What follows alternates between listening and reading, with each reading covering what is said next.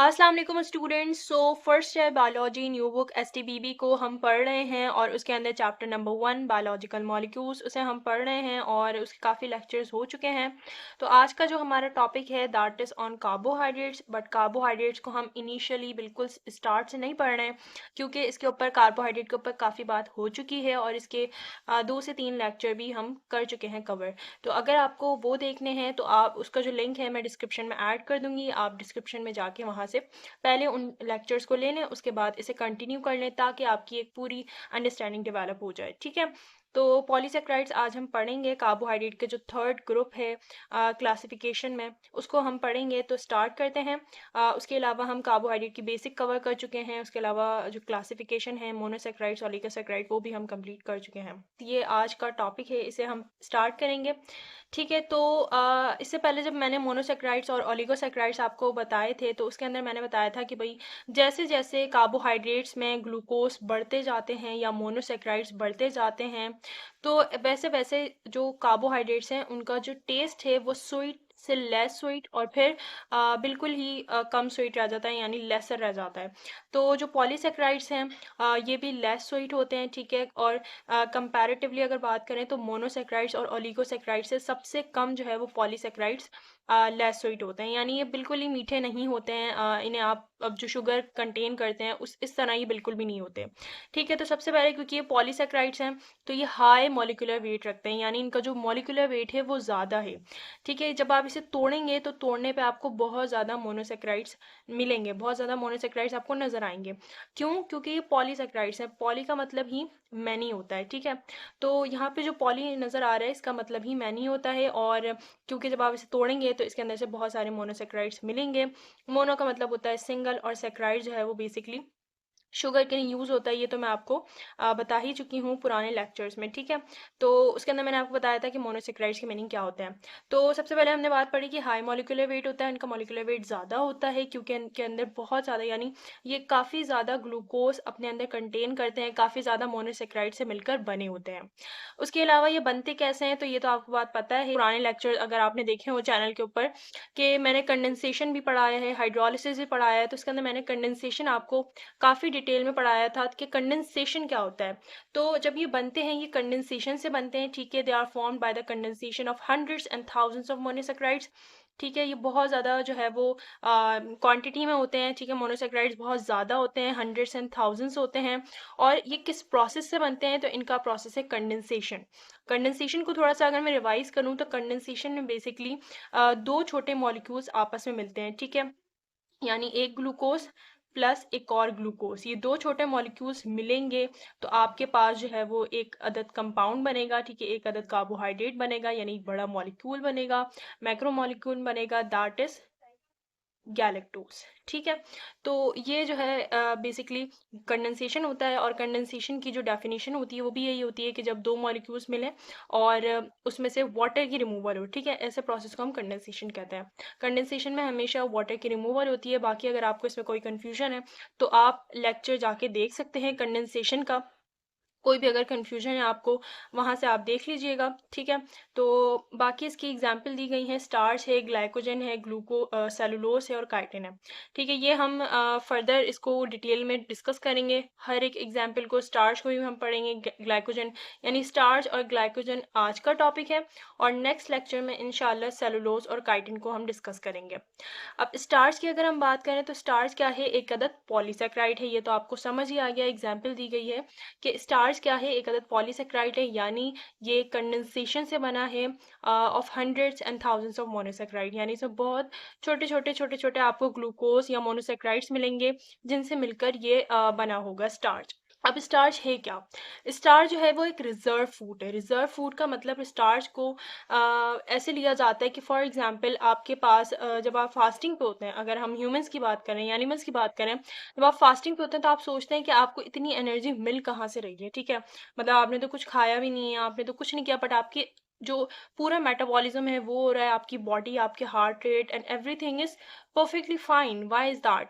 तो ये होता है स्टार्च या ग्लाइकोजन की वजह से। प्लांट्स की बात करें तो प्लांट्स में स्टार्च ही काम करवाता है, और एनिमल्स या ह्यूमंस की बात करें तो उसमें ग्लाइकोजन ही काम कर रहा होता है। यानी अगर आपके पास ना हो ग्लूकोज, सपोज आप फूड नहीं ले रहे हैं, ठीक है, आप फास्टिंग पे हैं, आप लंबे टाइम से भूखे हैं, ठीक है, तो इंसुलिन की जो है वो प्रोडक्शन हो रही है, ठीक है। उसके अलावा आप मतलब आप कुछ ले नहीं रहे हैं, फिर भी आपके अंदर इतनी एनर्जी, आप फिर भी काम कर रहे हैं एंड एवरीथिंग, तो that is all because of glycogen. Glycogen क्या होता है, ग्लाइकोजन या स्टार्च क्या होता है, ये रिजर्व फूड होता है, यानी स्टोर करता है अपने आप को, ठीक है, अपने आप को स्टोर करवाता है बाद वाले टाइम के लिए, ठीक है, इन केस कोई इमरजेंसी हो जाए, कुछ हो जाए, ठीक है, आपको कोई खाना नहीं मिल रहा है, आप भूखे हैं, तो तब फिर ये टूटते हैं और ये बड़े मॉलिक्यूल्स होते हैं, टूट टूट के फिर ग्लूकोज में कन्वर्ट होते हैं। यहाँ तक क्लियर है कि जो स्टार्च है ये क्या है, एक रिजर्व फूड है, यानी ये स्टोरेज मटेरियल है, आप ये समझें कि स्टोर हो जाता है और बाद में फिर ये आपको एनर्जी प्रोवाइड करवाता है, ठीक है। अब स्टार्च की स्पेसिफिकली स्टार्च की बात करें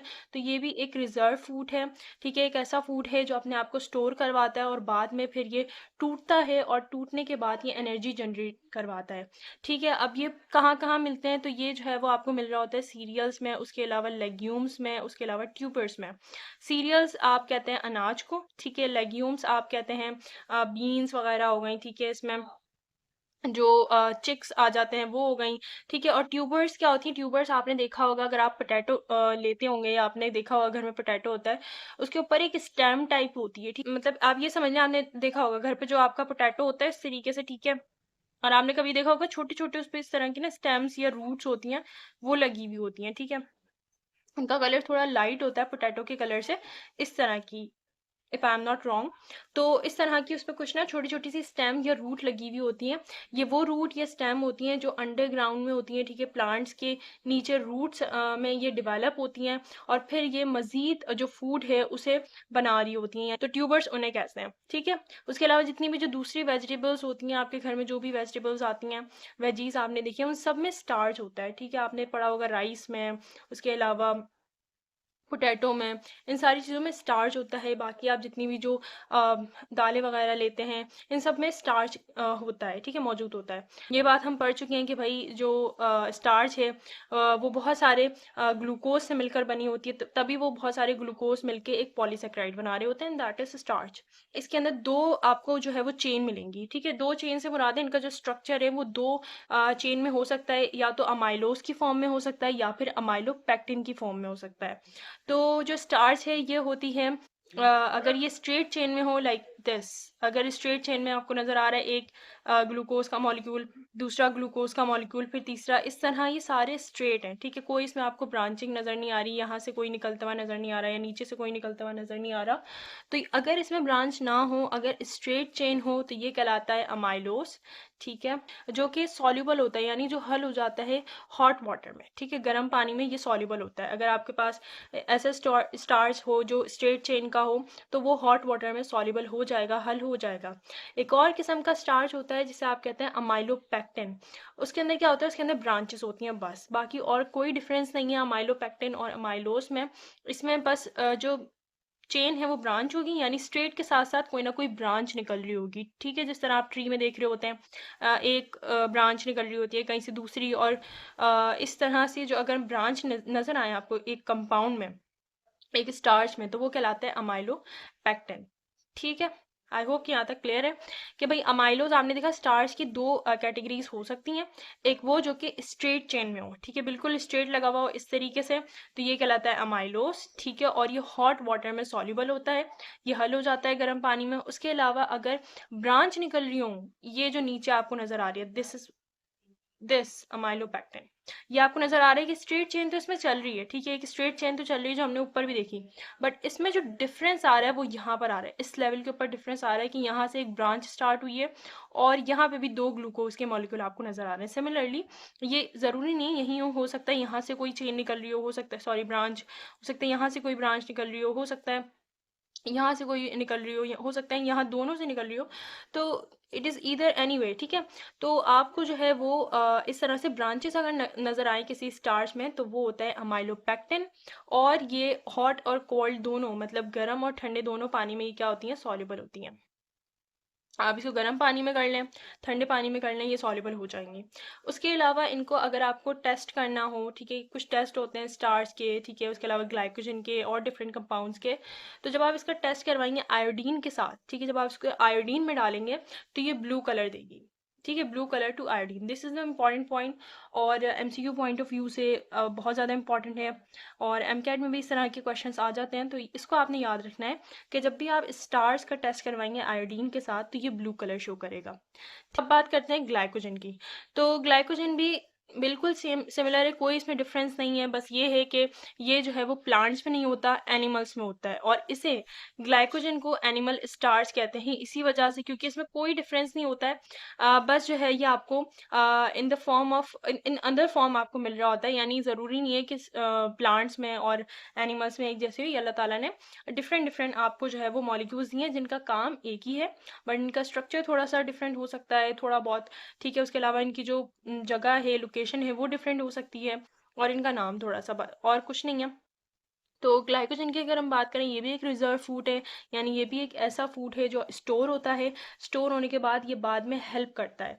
स्टोर तो हो जाता है, ये नहीं कि वो स्टोर ही रहे या कहीं वेस्ट हो रहा है, नहीं, ये बेसिकली स्टोर ही इसलिए होता है ताकि ये बाद में एनर्जी दे सके। ग्लाइकोजन के बारे में हमने पढ़ा कि भाई ये एनिमल स्टार्च कहलाता है, इसका काम भी यही होता है, ये भी एक रिजर्व फूड है, ठीक है। और एक और बात, इंपॉर्टेंट बात, कि ये एनिमल्स में पाया जाता है, मेनली ये एनिमल्स में पाया जाता है और ये बिल्कुल सिमिलर होता है स्टार्च की तरह। इसका काम भी वही है, ये भी फूड स्टोर करेगा, ठीक है, मतलब अपने आप को स्टोर करवाएगा, उसके बाद एनर्जी जनरेट करवाएगा टूट टूट के, क्योंकि बहुत सारे हमने ऊपर ही पढ़ा है पॉलीसेक्राइड्स के बारे में कि ये मोनोसेक्राइड्स यानी थाउजेंड्स, हंड्रेड्स और थाउजेंड्स ऑफ मोनोसेक्राइड्स से बने होते हैं। तो ये टूटेंगे और टूटने के बाद फिर एनर्जी जनरेट करवाएंगे। बाकी अगर इसके स्ट्रक्चर की बात करें तो इसका स्ट्रक्चर भी बिल्कुल सिमिलर होता है जिस तरह हमने स्टार्च में पढ़ा है, ठीक है। इसका स्ट्रक्चर जो है वो अमाइलोज की तरह भी हो सकता है, अमाइलोपेक्टिन की तरह भी हो सकता है, हो सकता है ये ब्रांच और हो सकता है ये स्ट्रेट चेन में भी हो। तो इसका स्ट्रक्चर क्या है, सिमिलर है, ग्लाइकोजन का और स्टार्च का स्ट्रक्चर सिमिलर होता है। उसके अलावा एक डिफरेंस इनमें ये है कि पहले तो ये ग्लाइकोजन एनिमल्स में होता है और स्टार्च प्लांट्स में होता है। उसके अलावा सिर्फ एनिमल्स में नहीं होता बल्कि कुछ माइक्रो ऑर्गेनिजम्स में भी होता है, जैसे कि ये बैक्टीरिया में भी आपको पाए जाते हैं, ठीक है, बैक्टीरिया में मिलता है ग्लाइकोजन, उसके अलावा फंजाई में मिलता है। और एनिमल्स में कहाँ इनकी लोकेशन होती है, एनिमल्स में कहाँ पाया जाता है, तो ये लिवर में मिलता है, ठीक है, आपका जो लिवर होता है वहाँ पे स्टोर होता है और मसल्स में, यानी ग्लाइकोजन अबंडेंटली आपको यहाँ पे मिलेंगे। आप देखेंगे कि इनकी जो ज़्यादा क्वांटिटी, हो सकता है ग्लाइकोजन आपको कहीं और भी मिले, बट इनकी जो ज़्यादा क्वांटिटी है वो इन दो जगहों पे मिलेगी, एनिमल्स में, लिवर में मिलेगी आपको ग्लाइकोजन, ठीक है, लिवर स्टोर करवाता है ग्लाइकोजन को। इसके अलावा मसल्स, मसल्स भी अपने पास ग्लाइकोजन स्टोर करते हैं। This needs to be remember, क्योंकि लिवर तो याद रह जाता है बट मसल्स भी याद रहना चाहिए कि muscles and liver are those organs जहाँ पर ग्लाइकोजन स्टोर होता है। अब ग्लाइकोजन स्टोर होने के बाद ये छोटे छोटे इस तरह ना इस फॉर्म में होता है, छोटे छोटे मॉलिक्यूल्स बने होते हैं, इस तरह से ये लिवर में और मसल्स में स्टोर होता है। फिर ये क्या करते हैं, ये बाद में फिर टूटते हैं और टूटने के बाद एनर्जी जनरेट करवाते हैं एटीपी की फॉर्म में, और जो आपको एनर्जी मिल रही होती है that is all because of glycogen, ठीक है। जब आप फास्टिंग पे होते हैं, जब आपने खाना नहीं खाया लंबे टाइम तक या आपने रोज़ा रखा है एंड एवरीथिंग। अगर हम बात करें टेस्ट की, तो इस ऊपर हमने बात की थी जब हम स्टार्च की बात कर रहे थे कि भाई जब आयोडीन के साथ टेस्ट करवाएंगे तो जो स्टार्च है वो ब्लू कलर देगा, तो यहाँ पे क्या होगा, जब आप इसका आयोडीन के साथ टेस्ट करवाएंगे तो ये रेड कलर देगा, बस ये डिफरेंस है। ग्लाइकोजन रेड कलर देता है आयोडीन टेस्ट में, स्टार जो है वो ब्लू कलर देता है आयोडीन टेस्ट में। तो यहाँ तक आज का हमारा टॉपिक था। आई होप कि ये आपको क्लियर हो गया होगा, ठीक है। इसमें कोई भी कन्फ्यूजन हो आप मुझे पूछ सकते हैं मुझसे, ठीक है। आप या तो जीमेल कर दें मुझे, उसके अलावा आप कमेंट में भी मुझसे कोई भी क्यूरियो वो जो है वो कर सकते हैं। I will try to address. So this is for it. इंशाल्लाह फिर जो नेक्स्ट लेक्चर होगा हमारा वो होगा सेलुलोज पे और काइटिन पे, और इस तरह फिर हम कार्बोहाइड्रेट्स कंप्लीट करेंगे एंड फर्दर हम स्टार्ट करेंगे प्रोटीन।